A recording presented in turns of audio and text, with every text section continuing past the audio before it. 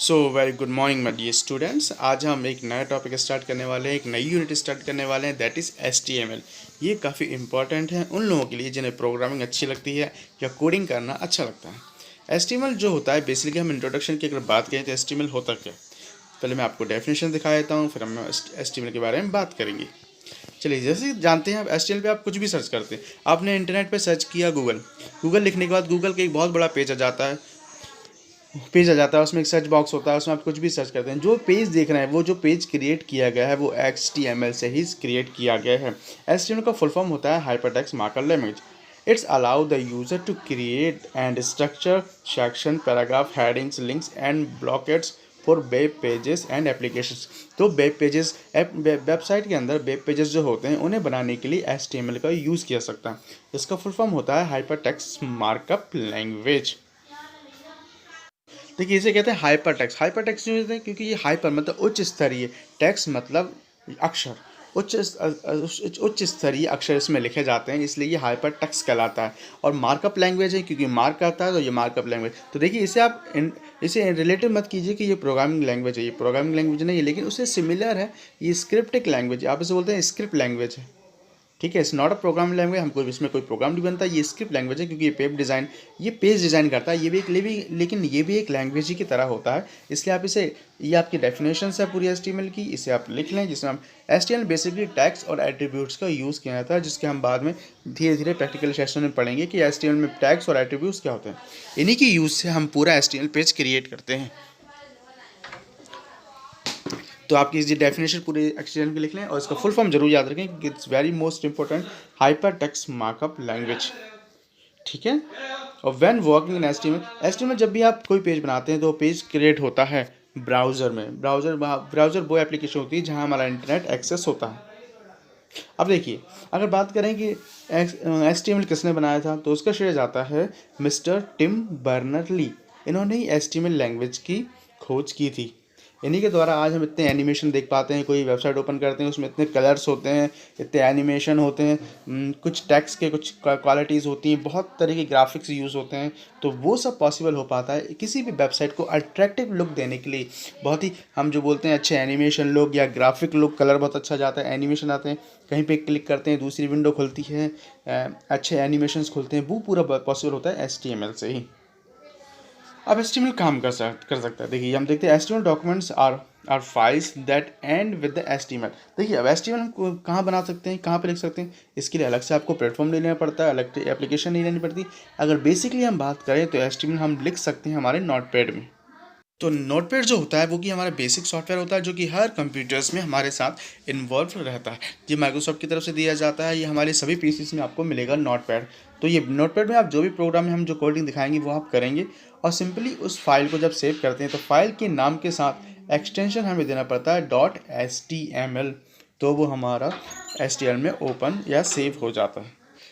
और जब सेव करते हैं, करने के बाद हम जब उसे .html में सेव करते हैं तो वो एक ब्राउज़र लुक ले लेता है, और जब ऑन करें, उसे ओपन करेंगे तो वो ब्राउज़र में ही ऑन होगा। तो आपके पास ब्राउज़र होना ज़रूरी है। चलिए, ये अब हम कवर करने वाले में हमने HTML कवर कर लिया। अब वेब हमने देख लिया, ये वेब पेजेस क्रिएट करता है। और वेबसाइट क्या होती है, website is a collection of web page. जितने ज़्यादा उसमें कलेक्शन होगा वेब पेजेस का, तो वो पूरी एक वेबसाइट बन जाती है। देखिए, उसमें कई प्रकार के मटेरियल होते हैं। आपने कोई वेबसाइट ओपन की होगी तो उसमें कॉन्टैक्ट होगा, इन्फो होगा, उस पेज का कंटेंट होगा, तो ये सब होते हैं। और HTML में क्या क्या होगा, पहले तो HTML होगा, फिर उसके बाद हेड होगा, टाइटल, और फिर बॉडी। अब क्रिएटिंग HTML, देखिए अब ये देख लेते हैं जरा। Creating we can create several types of list elements in HTML।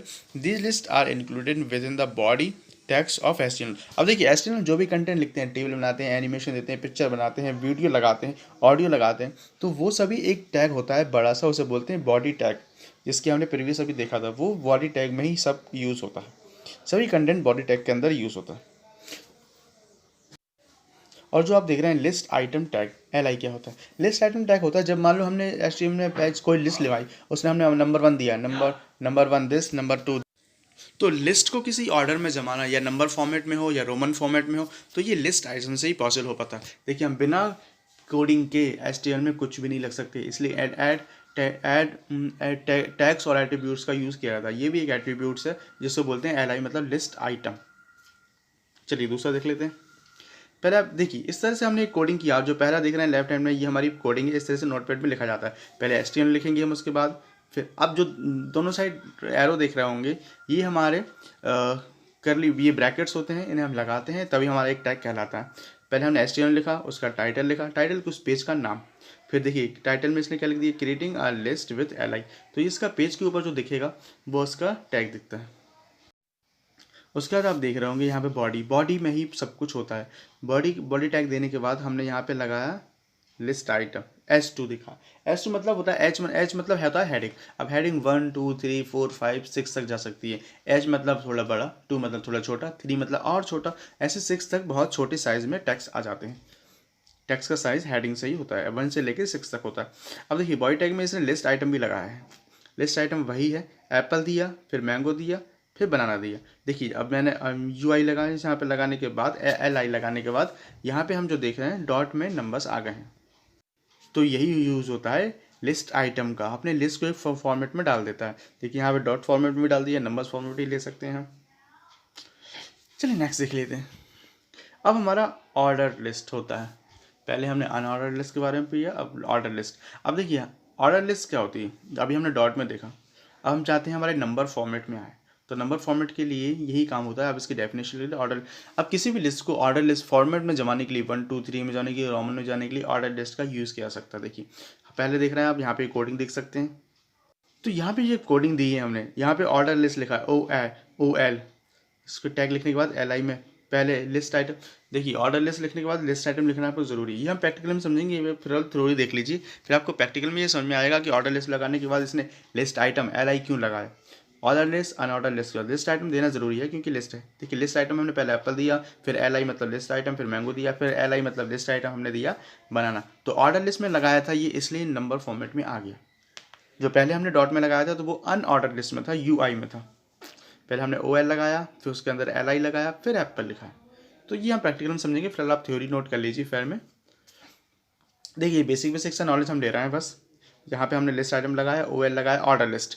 अब मैंने ऑर्डर लिस्ट लगाया तो ऐसे करके यहाँ पे एक प्रोग्राम पूरा बन गया है, और यहाँ पे लिस्ट हमारी पूरी आ गई है, सॉरी पेज बन गया है। तो ये पूरी आप जो लिस्ट देख रहे हैं हमने ऑर्डर लिस्ट टैग के अंदर लगाई है। ऑर्डर लिस्ट टैग के अंदर जो टैग लगाए जाते हैं वो उसके होते हैं एट्रीब्यूट्स। देखिए OL इसका है ऑर्डर लिस्ट, इसका फुल फॉर्म याद रखना है आपको। OL मतलब ऑर्डर लिस्ट, UL मतलब अनऑर्डर लिस्ट, और LI का लिस्ट आइटम। चलिए अब ये देख लेते हैं एट्रीब्यूट्स OL। अब इसका थोड़ा डेफिनेशन लिख लीजिए कि ये थोड़ा है उसका basic. Attribute start value any numbers, explain it specify the starting value of the order list. किसी भी स्पेसिफाई वैल्यू को ये डिफाइन करता है। एग्जाम्पल हम इस तरह से लिखते हैं। अब देखिए नोटपैड में किस तरह से लिखेंगे आप, ऑर्डर लिस्ट लगाया आपने, स्टार्ट लिखा 15। अब ये 15 लगाने के बाद it will start with the number of 15। ये लगाने के बाद आपके कोई भी आइटम 1 से स्टार्ट नहीं होगा। अब यहाँ पे अगर स्टार्ट लगा दिया है, इसका ये एक एट्रीब्यूट है OL टैग का, जो कि टैग के साथ लगाए जाते हैं। मैंने आपको बताया टैग के साथ जो टैग लगाए जाते हैं उन्हें एट्रीब्यूट्स कहते हैं। तो OL टैग के दो एट्रीब्यूट कौन कौन से हो गए, एक तो स्टार्ट, ऊपर से टाइप। एक स्टार्ट मतलब कहाँ से स्टार्ट करना है, कौन सा नंबर, और टाइप मतलब किस टाइप में। देखिए हमारे पास इतने सारे टाइप्स हैं इसके। देखिए इसमें हम नंबर्स में लिख सकते हैं, इसमें टैग कैपिटल्स नंबर्स में लिख सकते हैं, अपर अल्फ़ाबेट कैरेक्टर में लिख सकते हैं, लोअर अल्फ़ाबेट कैरेक्टर में लिख सकते हैं, और उसके बाद अपर रोमन में लिख सकते हैं और लोअर रोमन में लिख सकते हैं। तो ये सब इसके टाइप होते हैं। तो ऑर्डर लिस्ट के दो आपने देख ली हैं एट्रीब्यूट, स्टार्ट और टाइप, ये आपको याद होना चाहिए।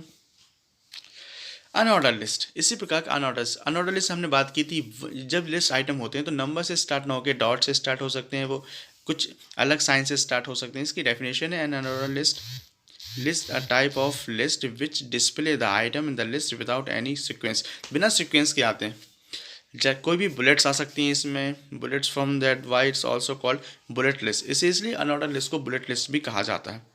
The list item are enclosed by UL। देखिए इसका फुल फॉर्म होता है UL, इसका पूरा नाम होता है unordered list. Opening and closing tag, जो भी टैग हम ओपन करते हैं उसे क्लोज करना भी जरूरत रहता है। अब इसकी एक बार कोडिंग देख लेते हैं अनऑर्डर लिस्ट के। देखिए हमने बनाया, फिर से UL पहले लगा दिया, फिर उसके बाद वही लिस्ट आइटम लगेगा, बस OL चेंज हुआ और UL चेंज हुआ। और OL मतलब ऑर्डर लिस्ट, UL मतलब अनऑर्डर लिस्ट।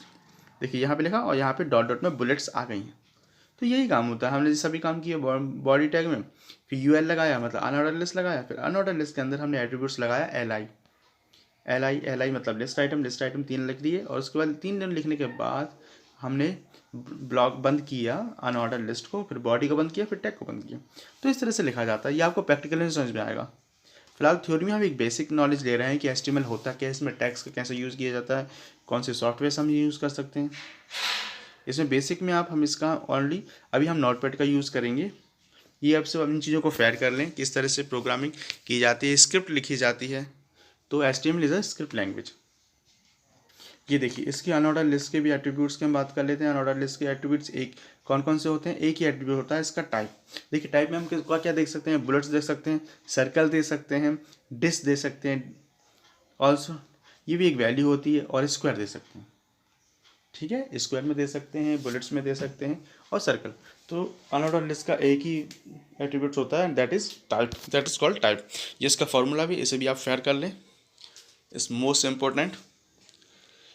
और जब हम इसका प्रैक्टिकल करेंगे, I know that you will understand very well, क्योंकि ये चीज़ें प्रैक्टिकल की होती हैं, लेकिन थ्योरी हमें theory as much as important as practical.